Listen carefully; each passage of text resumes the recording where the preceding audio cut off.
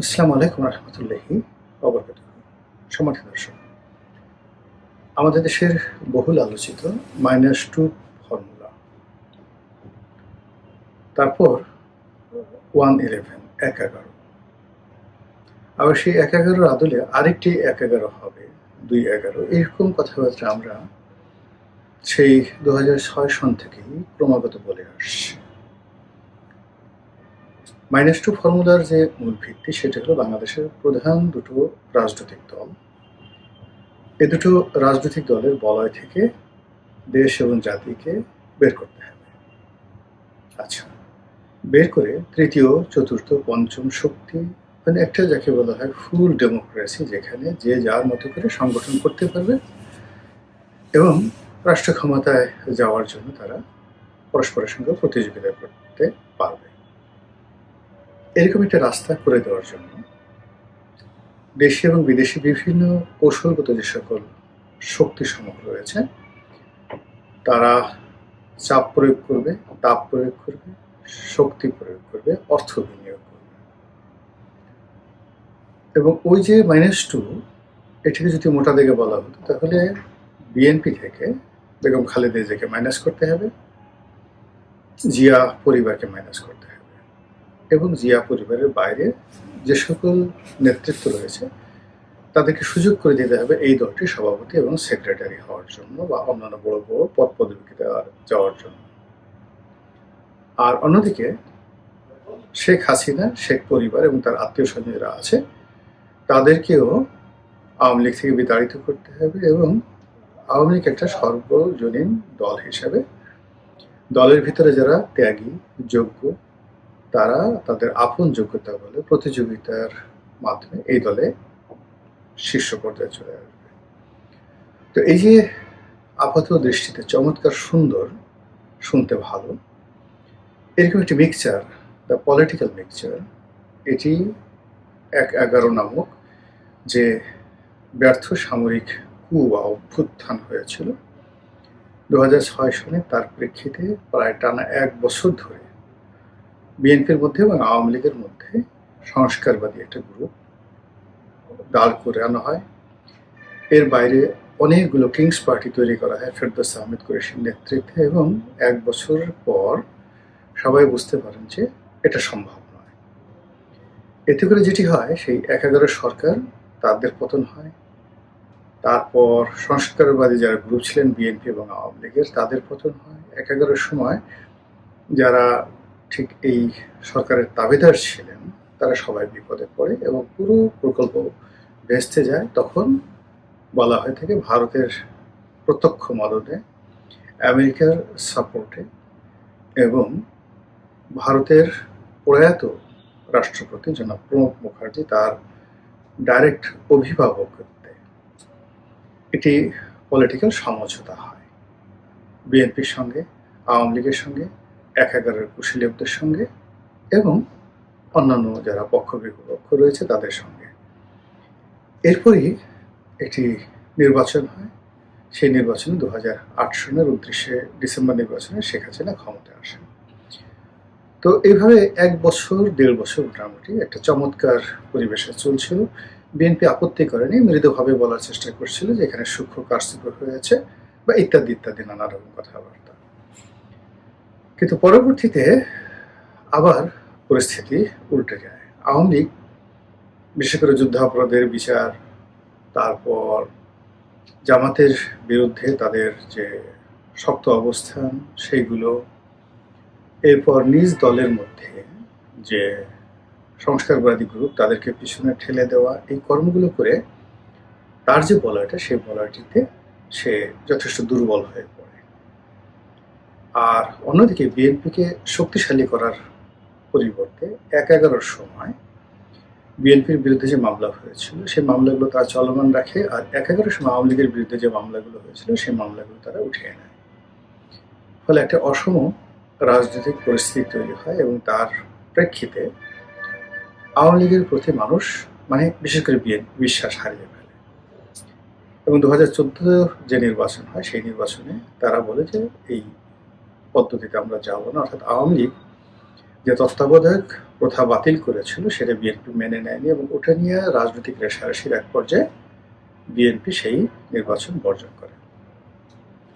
তারপরে ঘটনা তো আমরা সবাই জানি। তো 14 সনের পর থেকে আবার আলোচিত হতে থাকে -2, আবার আলোচিত হতে থাকে 211, আর একটা 111 আসবে। এই কারণ হলো শেখ হাসিনা ধীরে ধীরে এতটা শক্তিশালী এবং এতটা কর্তৃত্ব পরায়ণ হয়ে পড়েছিলেন যে তাকে মোকাবেলা করার মতো রাজনৈতিক শক্তি বাংলাদেশে ছিল না। তো সেই অবস্থায় একটা মিলিটারি ইন্টারভেনশন, মিলিটারি হস্তক্ষেপ, তার সঙ্গে জনগণের অভ্যুত্থান, একই সঙ্গে আমেরিকা, তারপর ভারত, এ সকল রাষ্ট্রের অংশগ্রহণ সব মিলিয়ে আবার একটা সেই যে সামরিক অভ্যুত্থান 11-এর মতো, এটা সবাই তখন খুব যাকে বলা হয় একেবারে মাথায় করে নাচছে যে আর একটা 11 যদি আসতো বা আর একটা 2-11 যদি আসতো, আর একটা 2-11 বলতে আর মানে আরেকটি হয় না, 2-11 যদি আসতো 11-এর অনুকরণে, আমরা ফুলের মালা দিয়ে বরণ করে নিতাম। এভাবে 10টা বছর আয়োজন চলতে থাকলো, 10টা বছর আলাপ আলোচনা হতে থাকলো। এরপর আসলে কি হলো আমরা কিছু বলতে পারি না। 2024 সনে আমরা যেটা দেখলাম সেটা হলো লক্ষ লক্ষ মানুষ রাস্তায় নেমে এসেছে, বহু মানুষ হতাহত হয়েছে, বহু পক্ষ এখানে আহত নিহত হয়েছেন এবং এক পক্ষ অন্য পক্ষের বিরুদ্ধে নানা রকম অভিযোগ করছে। ফলে 2024 সনের আগস্ট মাসের 5 তারিখের যে ঘটনা, সেই ঘটনার একটা সমীকরণ আমরা দাঁড় করাতে পারছি না যে এটা কি 2-11, এটা কি গণ অভ্যুত্থান, এটা কি যাকে বলা হয় -2 ফর্মুলার যে দ্বিতীয় প্রেক্ষাপট, এটিকে একটি বিপ্লব, এটিকে একটি ম্যাটিকুলাস ডিজাইন, এটিকে আওয়ামী লীগের একটা কৌশল, এটি কি বিএনপির একটা ভাব নাকি কি? মানে অ্যাজ ইফ এখনো পর্যন্ত গত 2 বছর ধরে বিতর্ক চলছে এবং 2 বছরের মধ্যে দুটো সরকার, একটা সরকার চলে গেছে আর একটা সরকার এখন ক্ষমতা আসছে 4.5 মাস ধরে। কিন্তু ক্ষমতা আসার পরও সরকারের মধ্যে যে স্বস্তি থাকবে, সুদূর প্রসারী পরিকল্পনা থাকবে, সরকার সুস্থ এবং শান্তিপূর্ণভাবে কাজ করবে, এরকম কোনো লক্ষণ দেখা যাচ্ছে না।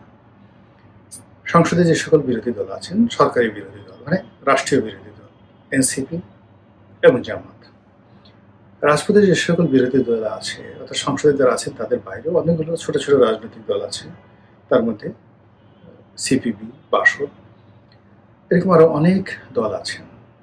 তারা কেউ সরকারকে আসলে স্বস্তিতে থাকতে দিচ্ছেন না। এরবারে নিষিদ্ধ যে সংগঠনটি, সেই নিষিদ্ধ সংগঠনটি দেশের ভিতরে নানা রকম কর্মকাণ্ড চালাচ্ছে, দেশের বাইরে নানা রকম কর্মকাণ্ড চালাচ্ছে, আর সেই নিষিদ্ধ সংগঠনটির সঙ্গে বিশ্বের পরাশক্তি নামক যে দেশ, এক বা একাধিক দেশ, অনেকটা আম দুধের মতো, আম কাঁঠালের মতো একেবারে মিশে গেছে। তারা বাংলাদেশে আরও একটি অস্বস্তিকর পরিবেশ, অস্থিতিশীল পরিবেশ তৈরি করার জন্য প্রাণান্ত চেষ্টা চালিয়ে যাচ্ছে।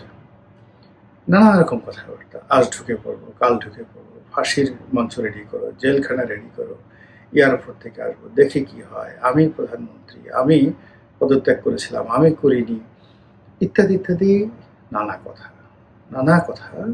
মানে যখন যে কথাটা বললে নিষিদ্ধ সংগঠনটির জন্য সুবিধা হয়, যখন যে কথাটি বললে সমাজে বিতর্ক তৈরি হয় এবং বিসংবাদ তৈরি হয় এবং একই সঙ্গে কনফিউশন, সন্দেহ এবং অবিশ্বাস তৈরি হয়, এই ধরনের কথা, কাজ, কর্ম, কৌশল এমনভাবে মার্কেটিং করা হচ্ছে, ব্র্যান্ডিং করা হচ্ছে দেশে এবং বিদেশে, যার ফলে সরকারের মানে এখন তারেক রহমান সাহেব না হয়ে যদি এখানে যদি জন এফ কেনেডি সরকার থাকতেন, তিনিও সুস্থ থাকতে পারতেন না, স্বস্তিতে থাকতে পারতেন না।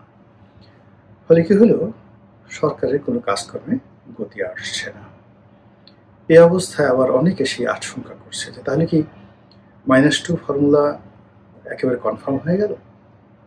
-1 তো কনফার্ম হয়ে গেছে একটি দল নিষিদ্ধ হওয়ার মাধ্যমে এবং সেই দলের নেতাকর্মীদের একটা বিরাট অংশ জেলে গেছে, আর একটি অংশ দেশের বাইরে পালিয়ে আছে, যাদের বিরুদ্ধে মামলা, মোকদ্দমা, হামলা থেকে শুরু করে আরো বহু মানে তাদের মাথার উপর বোঝা হয়ে আছে, যারা বিদেশে পালিয়ে গেছে।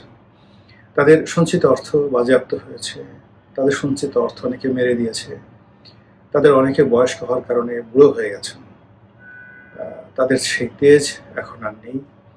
আগামী 1-2 বছর পরে তারা আরও বার্ধক্যজনিত যে রোগগুলো রয়েছে সেই রোগ এবং শোক দ্বারা আক্রান্ত হবেন।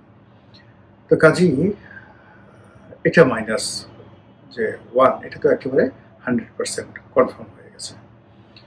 এখন সেই বিভিন্ন শক্তি যদি একত্র হয়ে রেজিম চেঞ্জ করার জন্য আন্দোলন করে এবং সরকার যদি কোনো কারণে সেটা পরিস্থিতি মোকাবেলা করতে ব্যর্থ হয়, তাহলে আওয়ামী লীগের মতো বিএনপির অবস্থাও ওইরকম মাইনাস হয়ে যাবে। অর্থাৎ এখন বিএনপির পতন মানে যে কোনোভাবে পতন মানে বিএনপির অস্তিত্ব শেষ হয়ে যাবে এবং আওয়ামী লীগ বিএনপি এই দুটো দল আবার ফিরে আসবে, এটি কল্পনায় এবং কাব্যে কিংবা সাহিত্যে স্থান পাবে। বাস্তবতা এটা খুবই দুরূহ একটা বিষয়। তাহলে যখন এই দুটো প্রবল শক্তি রাজনীতির প্রতি প্রতিদ্বন্দ্বী, একটির 100% দাফন কাফন হয়ে গেছে, আরেকটির দাফন কাফন করার জন্য সকল পক্ষ, মানে এখানে যার দাফন কাফন হয়ে গেছে সে কবর থেকে বলছে যে আমি তো মরছি, ওকে নিয়ে আসো, একসাথে আমরা কবরের মধ্যে গলাগলি করে থাকবো, এরকম একটা ঘটনা ঘটছে।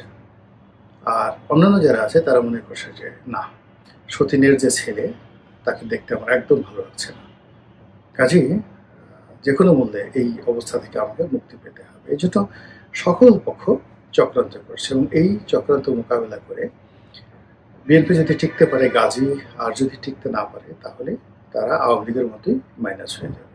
তো সেক্ষেত্রে কি হলো, দুটো মাইনাস হয়ে গেল। এরপর এটা মাইনাস হওয়ার পর একটা শক্তি তো আসতে হবে। সেই শক্তিটা কি, কারা? অতীতে যেভাবে একটি শক্তিকে আনার জন্য প্ল্যান ছিল, যেমন আমাদের দেশে যে নির্বাচনের আগে মেরুকরণ হয়, সেই মেরুকরণ ধরেন 91 নির্বাচনটাতে কোনো মেরুকরণ করা যায়নি, কিন্তু 96 থেকে প্রতিটি নির্বাচনে কিন্তু বিদেশি পক্ষের একটা ইনভলভমেন্ট ছিল। তো সেই ইনভলভমেন্টের কারণে বিদেশি শক্তিগুলো তারা মোটামুটি সিদ্ধান্ত নিত যে এই দলটি বা এই গ্রুপটি ক্ষমতায় আসবে। এমনকি 11 সময় 2011 সময়ও এরকম ঘটনাগুলো ঘটেছে। তো সেই ক্ষেত্রে যদি -2 যে কথা বললাম সেটা কনফার্ম যেটা হয়ে যায়, তাহলে +1 একজনকে তো একটা দলকে তো আনতে হবে। সেই দলটা কে? জামাত, এনসিপি, বামাত নাকি কারা? নাকি একেবারে সম্পূর্ণ হামিদ কারজাইয়ের মতো, আফগানিস্তানের হামিদ কারজাইয়ের মতো এরকম কেউ যে আমেরিকাতে থাকেন বা আমেরিকাতে ছিলেন, তাকে কেন্দ্র করে একটি সরকার গঠন করা হবে। তার পেছনে শক্তিশালী যে পক্ষগুলো, দেশি বিদেশি পক্ষগুলো সশস্ত্র অবস্থায় থাকবে। মূল রাজনৈতিক যে দলগুলো তাদেরকে দৌড়ের উপরে রাখা হবে এবং শিশির মতো, মিশরের শিশির মতো এরকম একটা সরকার ব্যবস্থা চালু হবে।